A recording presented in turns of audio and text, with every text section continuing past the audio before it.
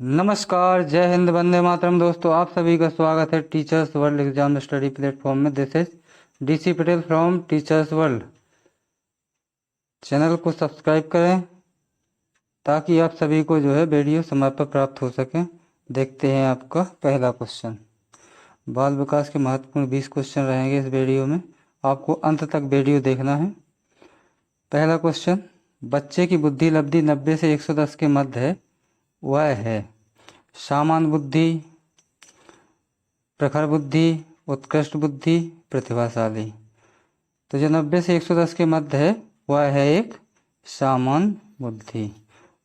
पहले का आपका पहला ऑप्शन सही हो जाएगा। बढ़ते हैं हम नेक्स्ट क्वेश्चन की तरफ। देखते हैं आपकी स्क्रीन पे दूसरा क्वेश्चन आपकी स्क्रीन पे। बच्चे के लिए निःशुल्क एवं अनिवार्य शिक्षा का अधिकार अधिनियम कितने वर्ष के बच्चे के लिए लागू है? आप सभी को आंसर बताना है। 6 से 14 वर्ष, 7 से 13 वर्ष, 5 से 11 वर्ष, 6 से 12 वर्ष। तो इसका जो सही आंसर हो जाएगा वो हो जाएगा आपका 6 से 14 वर्ष। दूसरे का पहला ऑप्शन आपका सही हो जाएगा। बढ़ते हम नेक्स्ट क्वेश्चन की तरफ। देखते हैं आपकी स्क्रीन पे तीसरा क्वेश्चन आपकी स्क्रीन पे। एक बच्चे की वृद्धि और विकास के अध्ययन की सर्वाधिक अच्छी विधि कौन सी है? पहला ऑप्शन है मनोविश्लेषणवाद, तुलनात्मकवाद, विकासीय विधि, सांख्यिकीय विधि। तो बच्चे की जो विकास के अध्ययन की सर्वाधिक अच्छी विधि है वो है आपकी विकासीय विधि।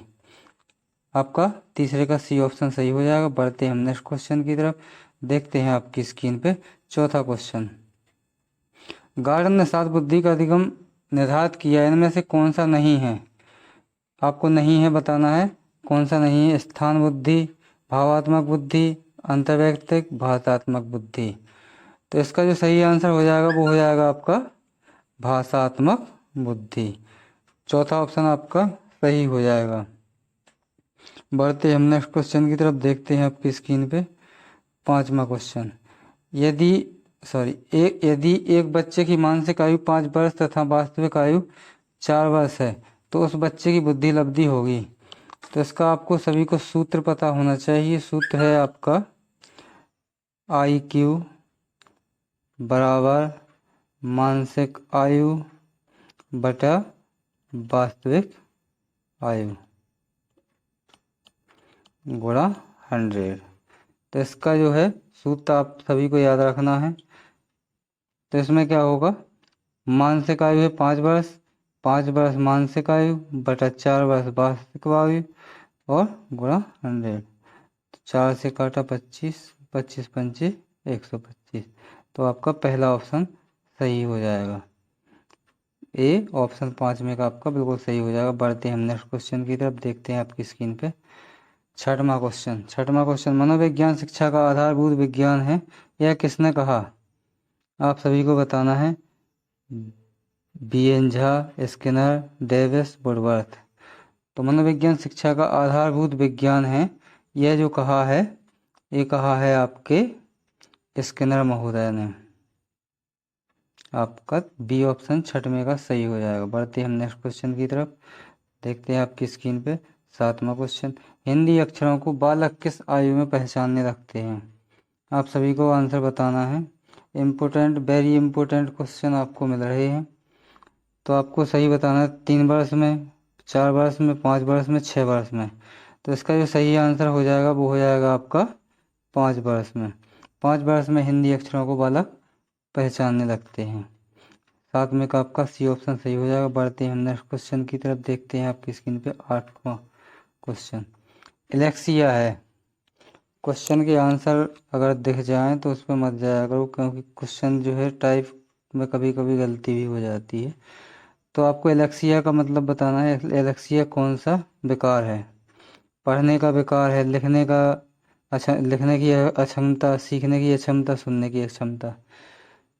तो लक्ष्य जब भी आता है, लक्ष्य पढ़ते हैं उसको, तो ये पढ़ने की अक्षमता हो जाती है।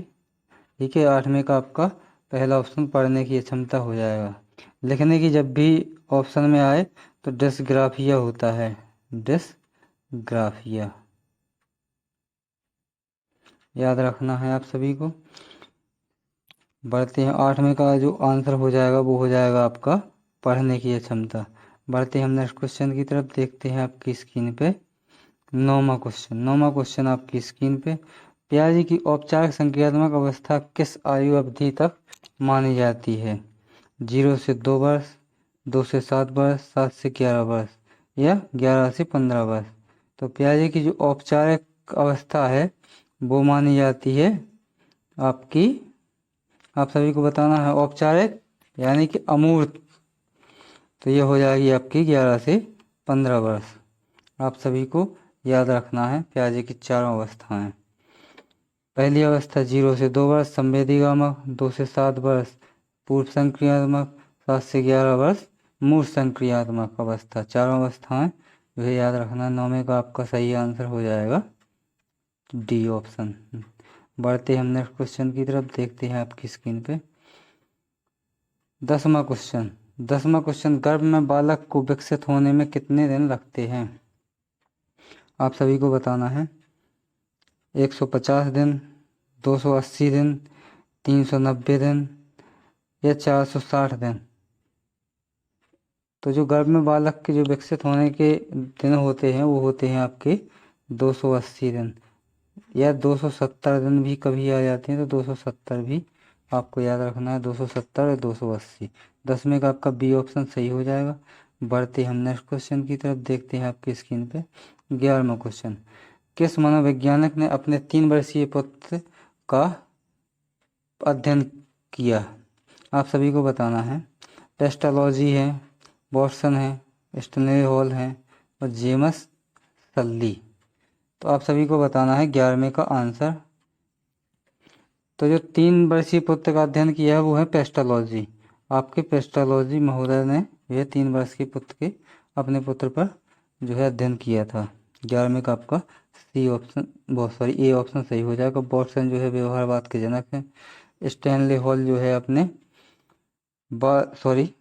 किशोरावस्था के पितामह हैं। बढ़ते हैं हम नेक्स्ट क्वेश्चन की तरफ। देखते हैं आपकी स्क्रीन पे 12वां क्वेश्चन। बालक का विकास होता है। वेरी इंपॉर्टेंट क्वेश्चन है ये, कई बार पूछा गया है टेट परीक्षा में, आप सभी को याद रखना है। पहला ऑप्शन सिर से पैर की ओर, पैर से सिर की ओर, दोनों ओर, इनमें से कोई नहीं। तो बालक का जो विकास होता है वो होता है आपका सिर से पैर की ओर। 12वें का आपका पहला ऑप्शन सही हो जाएगा। बढ़ते हम नेक्स्ट क्वेश्चन की तरफ। देखते हैं आपकी स्क्रीन पे 13वां क्वेश्चन। विकास के संबंध में गलत कथन है। आप सभी को गलत बताना है।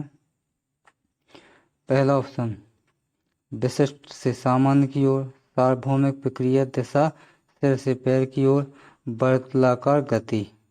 तो विकास के संबंध में जो गलत कथन है वो है पहला ऑप्शन विशिष्ट से सामान्य की ओर। ये आपका गलत है।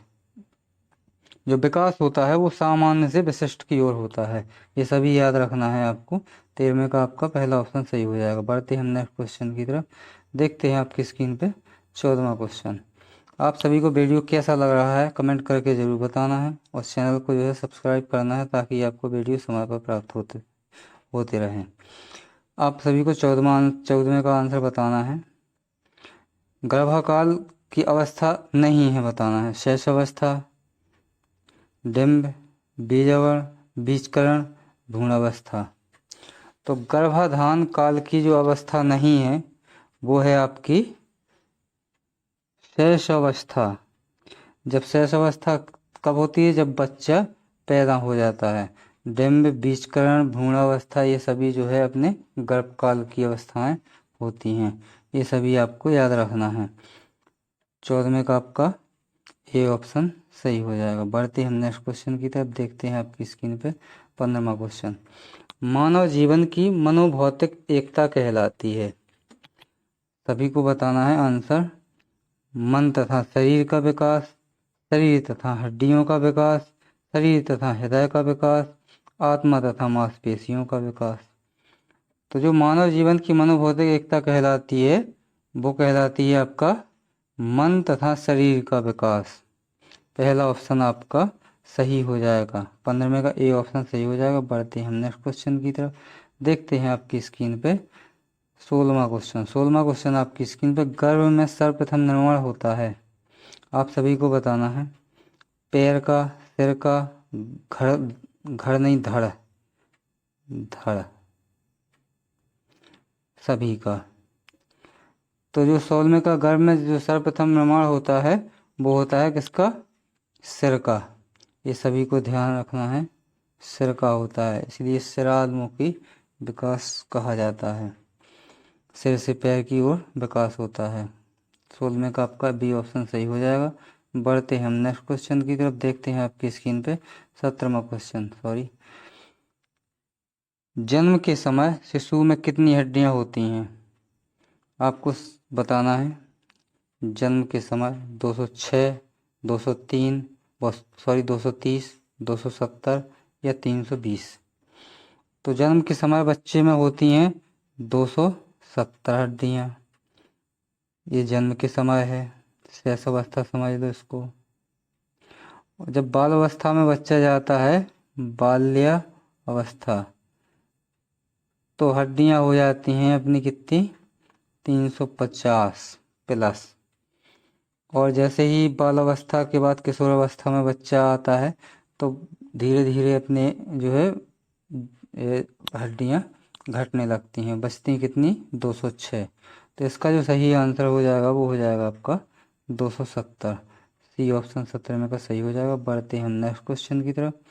देखते हैं 18वां क्वेश्चन आपकी स्क्रीन पे। बालक अपनी माँ को पहचानना प्रारंभ कर देता है, आप सभी को आंसर बताना है। देख लिया है, लेकिन कभी भी आंसर को देखा हुआ आंसर मत लगाया करें, क्योंकि गलत आंसर टाइप होते हैं। तो आपको बताना है 6 माह, 8 माह, 9 माह, 3 माह।